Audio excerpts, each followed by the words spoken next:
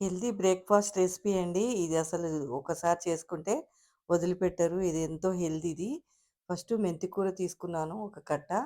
అదంతా శుభ్రంగా కాడలు లేకుండా ఒట్టి ఆకులు ఒలుసుకోవాలి. మొత్తము ఒలుసుకొని చిన్నగా కట్ చేసేసుకోవాలి.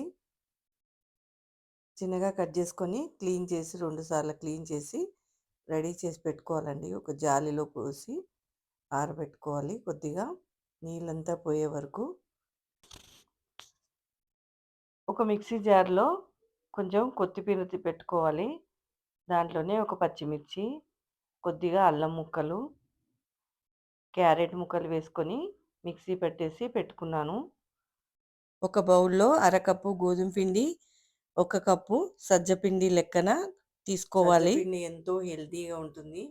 దాంట్లోనే కడిగేసి పెట్టుకున్న మెంతికూర వేసుకున్నాను. ఇది మిక్సీ పట్టి జార్‌లో పెట్టుకున్నది వేసుకొని, దాంట్లో జీలకర్ర 3 స్పూన్లు నువ్వులు వేసుకున్నాను.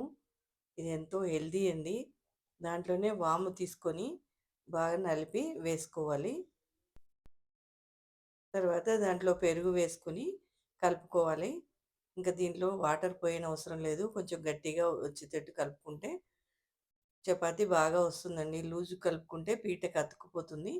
కొంచెం పిండి గూడా కొంచెం పీట పైన కొంచెం ఎక్కువ వేసుకొని చపాతీ చేసుకోవాలి. దీంట్లో కొద్దిగా ఆయిల్ వేసి మరొకసారి కలుపుకొని ఒక 10 నిమిషాలు ఉంచి వేయాలి. తర్వాత చపాతీ చేసుకోవడమే.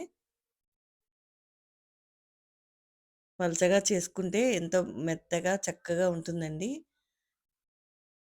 చేసుకొని పెనంపై వేసి కొద్దిగా ఆయిల్ వేసుకోవాలి పైన. సూపర్ ఉంటుందండి. దీంట్లో ఇంకా కర్రీ అది కూడా అవసరం లేదు. చూడండి ఎంత బాగా వచ్చిందో.